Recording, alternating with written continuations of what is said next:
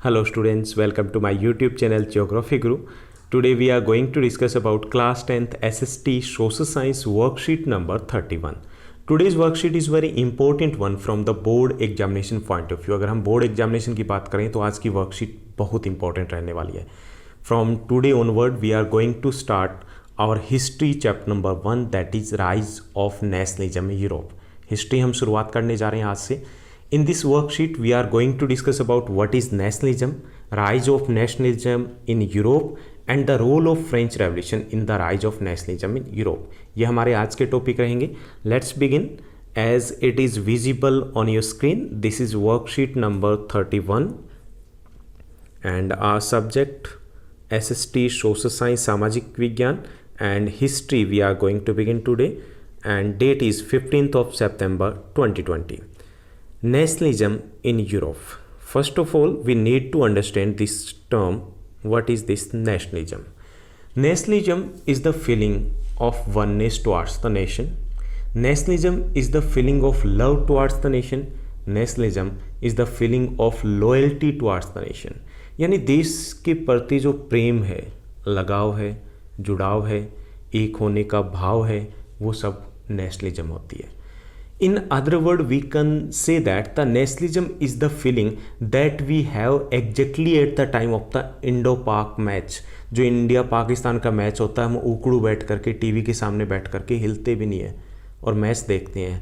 And we forget all about the different cultures, language, regions, etc. We just was about the India and Pakistan.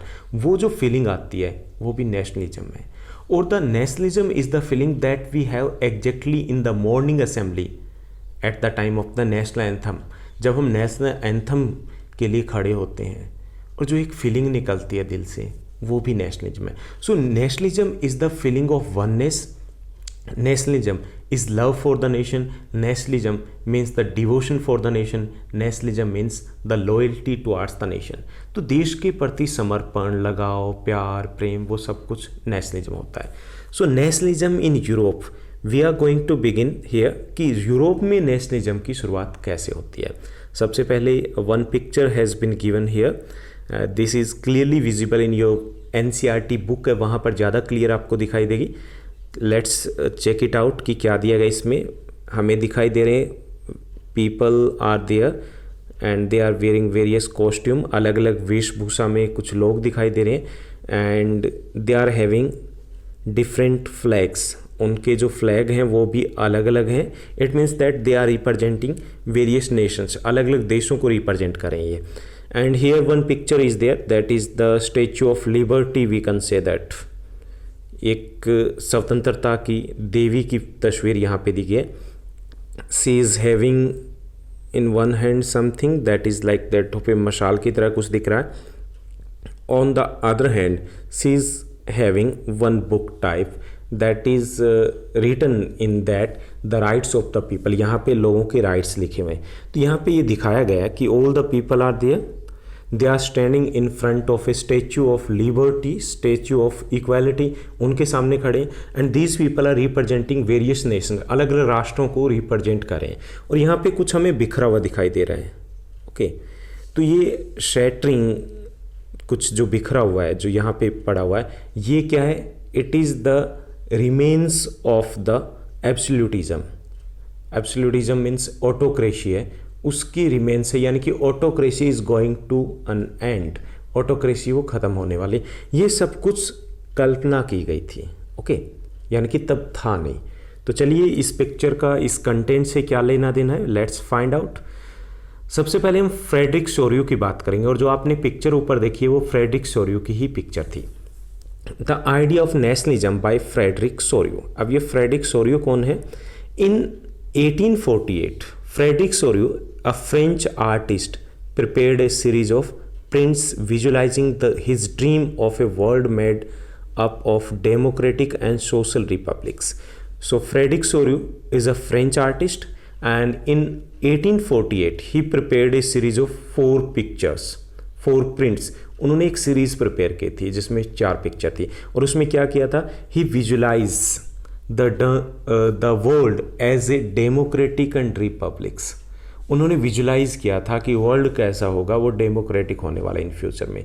In these pictures, in the first prints shows the people of Europe and America, men and women of all ages and social classes, marching in a long train offering homage to the Statue of Liberty as they pass by it.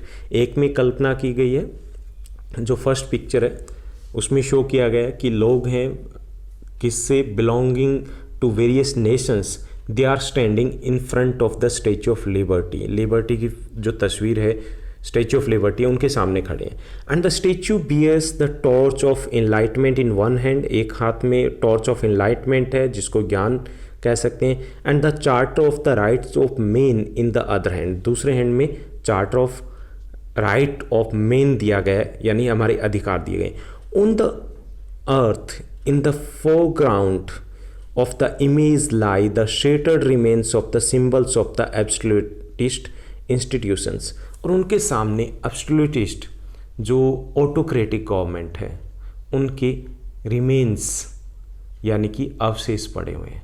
सो यहाँ का conclusion क्या निकलेगा कि इन 1848 Frederic Sorio, who was a French artist, prepared a series of 4 pictures. Okay, and in all those pictures he visualized, he imagined a democratic world.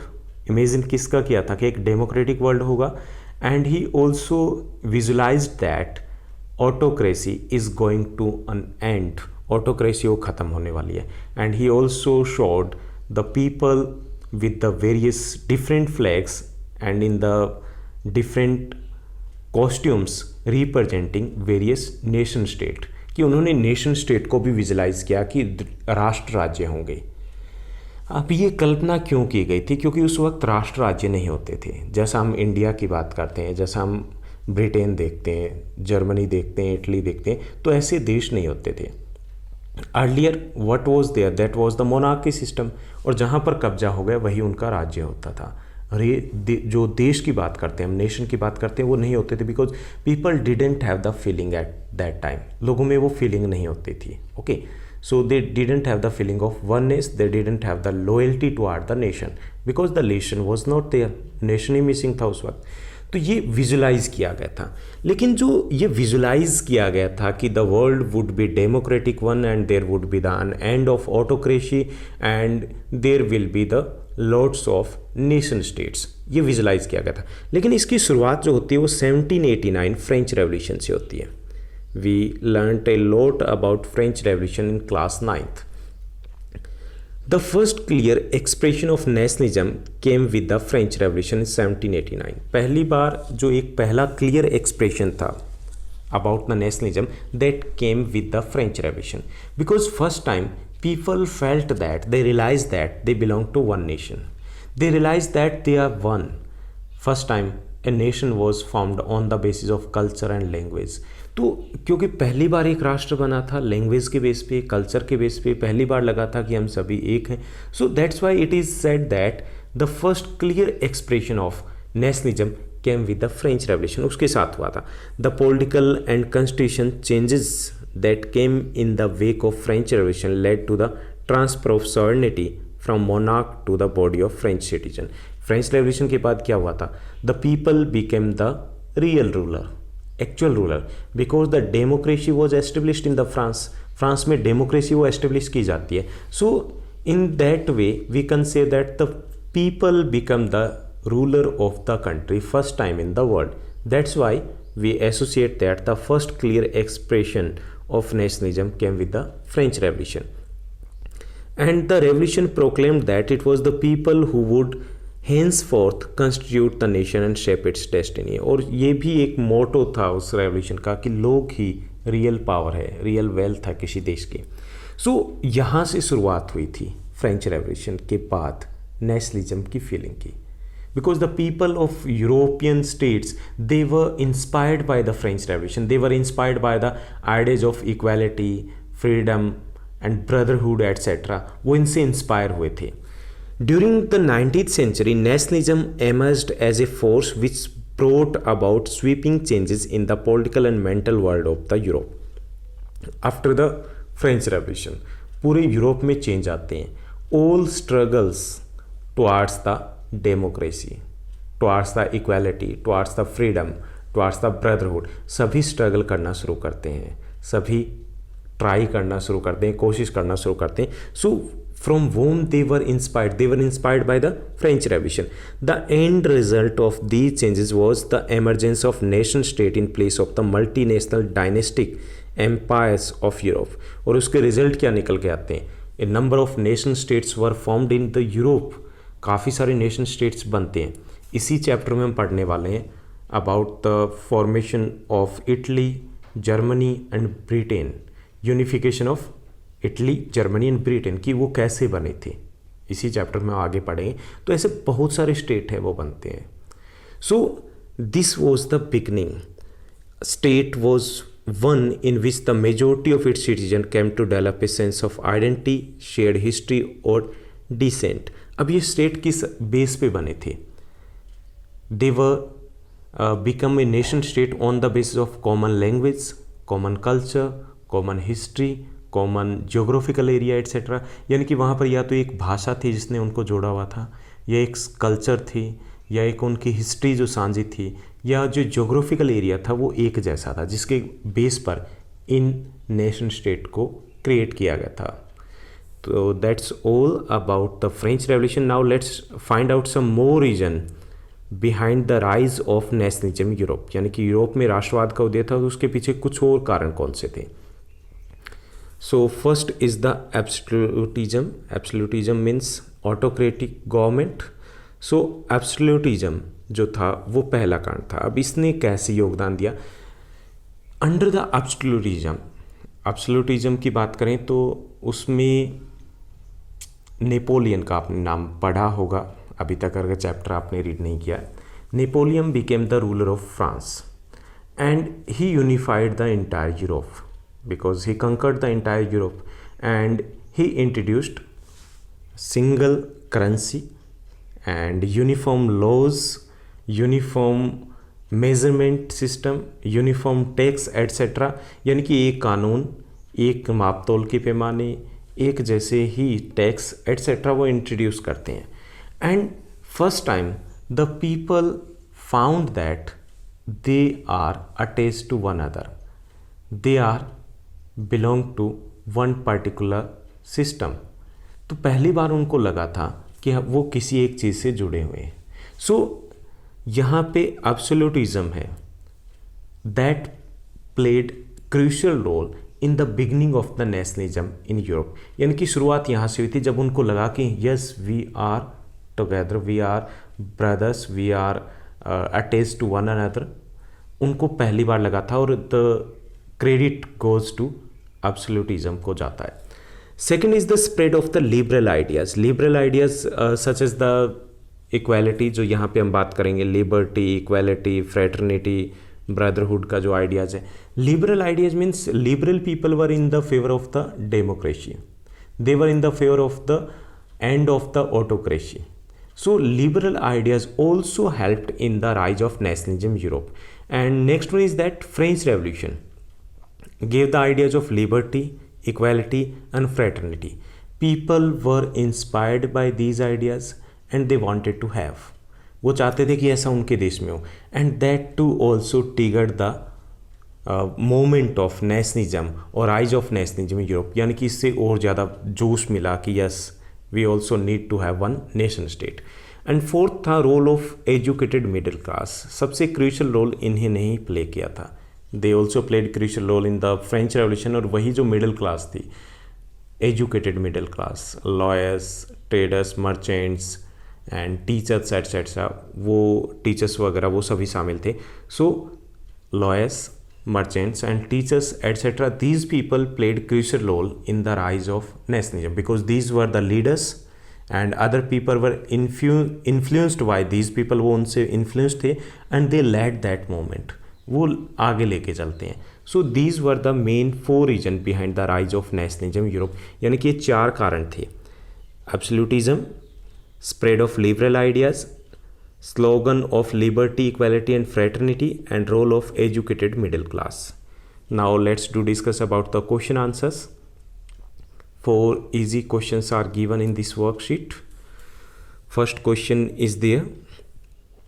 The first clear expression of nationalism came with the French Revolution of 1789. पहली जो expression था, भाव था nationalism का, French revolution के साथ आया था. Explain this statement. French Revolution of 1789 was the first clear expression of nationalism as it abolished monarchy in France. क्योंकि यहाँ से मोनार्की का अंत हो जाता है and handed over sovereignty to French citizen, और फ्रेंच सिटीजन्स को पावर मिलती है. And for the first time a nation was formed, और पहली बार एक राष्ट्र बनता है. And it was a nation state on the basis of language, geographical area and culture. So we can say that the French Revolution was the first clear expression of nationalism. तो ये पहली बार कोई राष्ट्र बनता है भाषा, संस्कृति या भौगोलिक क्षेत्र के आधार पर. किसके बाद? फ्रेंच रेवोल्यूशन के कारण. इसलिए कहा जाता है कि ये पहला क्लियर एक्सप्रेशन था. Second question is there. What is absolutism? Why do its remains lie shattered on the ground? Absolutism क्या है और उसके जो अवशेष रिमेन्स है, अवशेष है, वो बिखरे हुए ग्राउंड पे क्यों? Absolutism means complete and unrestricted government power, कि जिसके ऊपर कोई रिस्ट्रिक्शन ना हो, पावर हो, usually in the hands of one person और ए डिक्टेटर, एक डिक्टेटर या फिर एक व्यक्ति के हाथ में हो. So at that time autocracy और monarchy was equal to the absolutism. Monarchy क्या थी? एब्सोल्यूटिज्म थी, because at that time monarch use to have the absolute power, उनके पास सारी पावर होती थी. Okay, so absolutism means the complete and unrestricted government power usually in the hands of one person और a dictator. अब monarchy के बाद हम बात करेंगे कि यहाँ पे why do its remains lie शेटेड ऑन द ग्राउंड, कि इसके रिमेन्स क्यों ग्राउंड पे होते हैं. Monarchy is an example of absolutism.